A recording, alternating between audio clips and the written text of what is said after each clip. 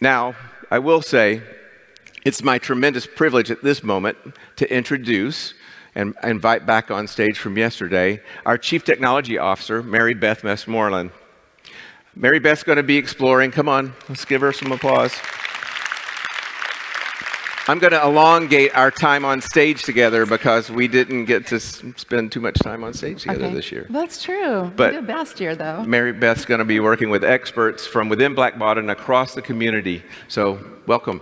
Thank you, Kevin. Have fun. Yeah, thanks for that. I'm glad we didn't miss on that one. So good morning, everyone. And thank you, Kevin, for sharing so many cool things that we're working on. And the coolest thing about this, you guys, is that we're just getting started.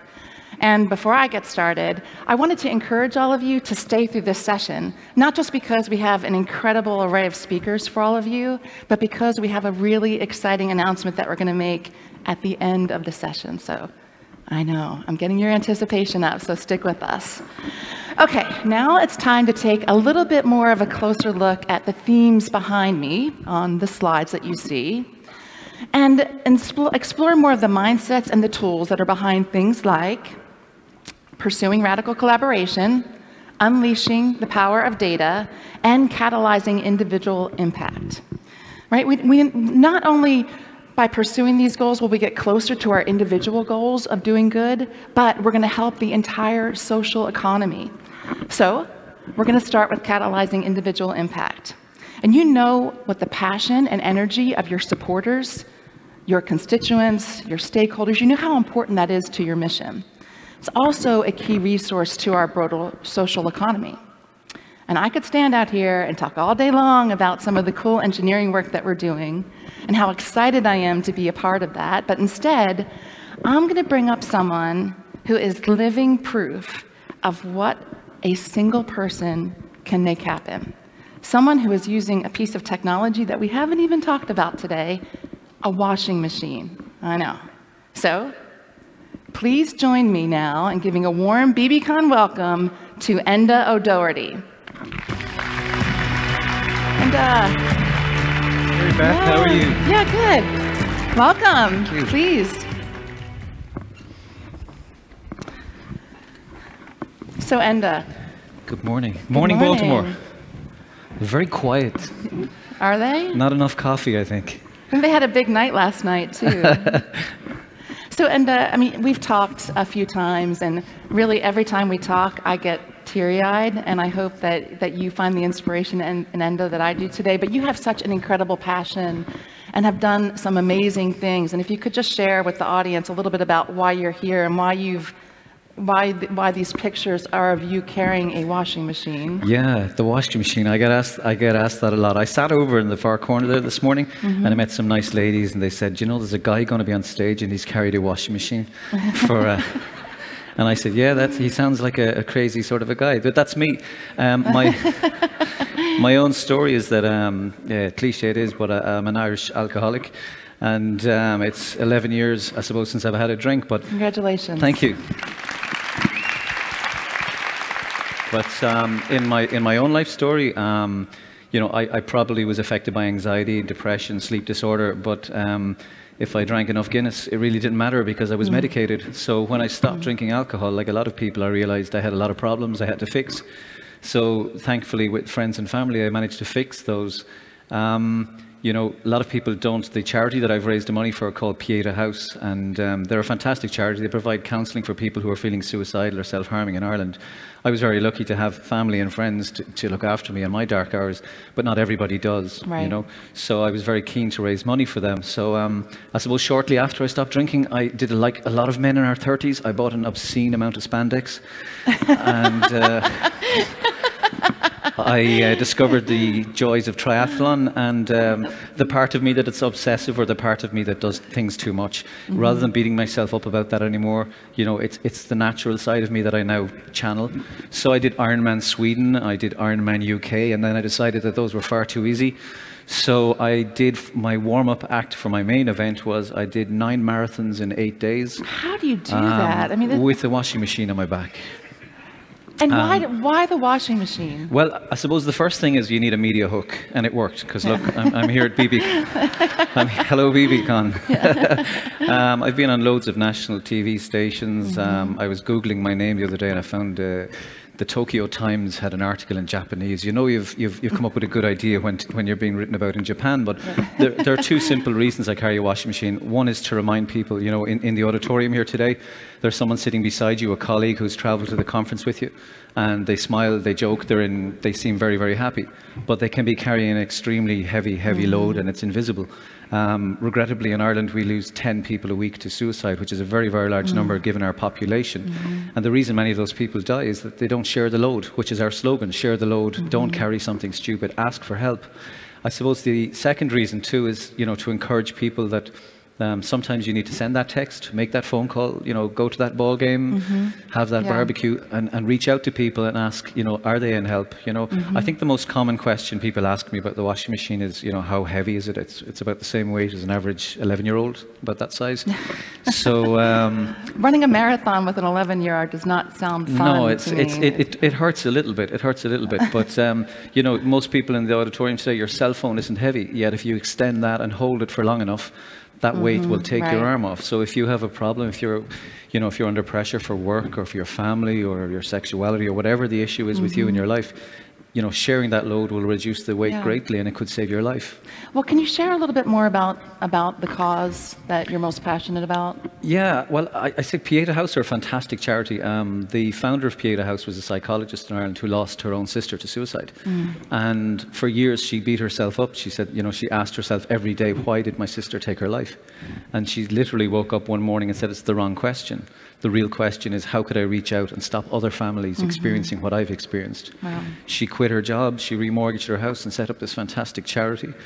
She's now extended it to New York, Boston, Sydney, for Irish Americans who are over here and who might be in emotional distress. She's an amazing lady, an inspirational lady, and she's now a senator, Senator Joan Freeman. Wow. I mean, another amazing example of what an individual passion can yield. Yeah. So I have to ask, what's next for you? Whenever I'm asked that question, I know my wife is sitting somewhere to the right, and I'm always keen to look over and get permission. What's next is to remain married and get permission, yes. That's a great goal. It's a fact. It's funny, but it's true. We're together 30 years. I met my wife on a Monday and asked her to marry me on a Wednesday. So I always tell people I'm not as stupid as I look. So, you know, the first event, literally I said to my wife I was going to walk from Belfast to Waterford, which is 9 marathons in 8 days. And like all good wives, she said, is that all? And I said, well, I'll carry a washing machine. And she said, do it. And I said, I will. So that humor ended up in this adventure. On that walk, I lost all of my toenails. I lost my fat pads. My heels came off. I broke both my feet. I had hallucinations. It was absolute hell.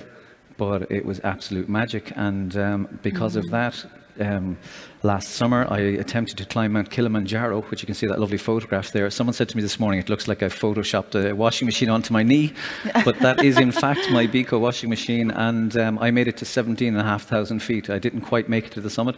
I knew I was being invited to speak at bbcon, and I know you have a very strict policy with not having any speakers who have died. That is true. So, that is true. I decided probably best to turn around and come back. My oxygen levels had gone to 75 on the oximeter. So I remember the doctor asking me, you know, he pointed to my wife and he said, do you know who that is? And I said, of course I do.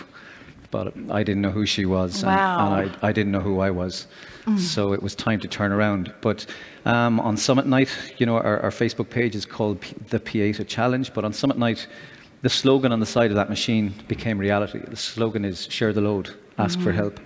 And there were probably 15 or 20 different endings I would have had to that epic adventure. But the ending that will help most people, the ending that made the biggest impact on people's lives in Ireland, and I know internationally, has been that message: share the load, ask for help. That's great. So, final question for you. What keeps you going?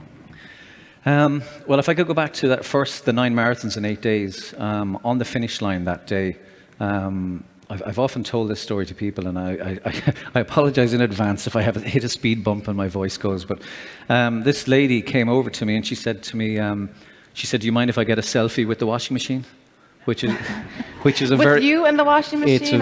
It's a very frequent thing. Yeah. But she sat on the washing machine. She took a photo and she said, "Have you got a moment to talk?" And I said, "Always." And she explained to me that she said, "You know, on your walk when you went through hell, when your feet were in pieces and your body was breaking down." I said, "Yeah, I remember." She said, "I was going through an awful time in my life," and she said, "I wrote a letter to my husband, and I said goodbye because I had decided I couldn't live any longer." And she explained that she got every piece of medication that she could together in the house. And she said, "The one reason I didn't do it," she said, "was I had hope from you. Someone I never met was raising money for a charity that was going to help me." And she said, "The next morning, I told my husband for the first time that I was going through hell." And she said, 9 days later, "I've come today to thank you for saving my life." Oh.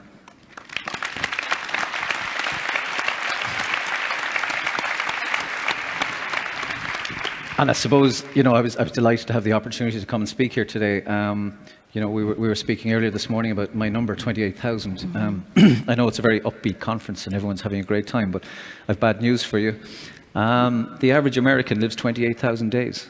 So you could all die in the next 5 seconds. It's highly unlikely, don't panic. So if we go 5, 4, 3, 2, 1, you got lucky this time. But at some stage in your life, everybody in this room knows, no matter how much quinoa you eat or how many triathlons you do or how clean your water is, it's going to happen. It's going to happen. And my life perspective is this, that I think, you know, the essential thing of being human is that we reach out to each other, that we help each other, whether it's with technology, whether it's in our presence or interactions. Enda, thank you so much for being with us. So thank you. Please join me in thanking Enda for his amazing story and insight. Thank you. Thanks, Minnie. You're amazing. Thank you. You're incredible. Incredible. So Enda just inspires me. I don't know how else to say it. I know he inspires all of you. I can see it. But here's one of the coolest things about Enda is that all of you, whether you're a school, a hospital, a nonprofit, a faith-based organization, a company with a CSR program, like all of us have Endas in our network. Those are the people who are just waiting for that spark to ignite them to take your cause to the next level. And we're working every day at Blackbaud to help you find ways to give a voice to those folks, right? Those folks to give them a meaningful, scalable path to engage with you.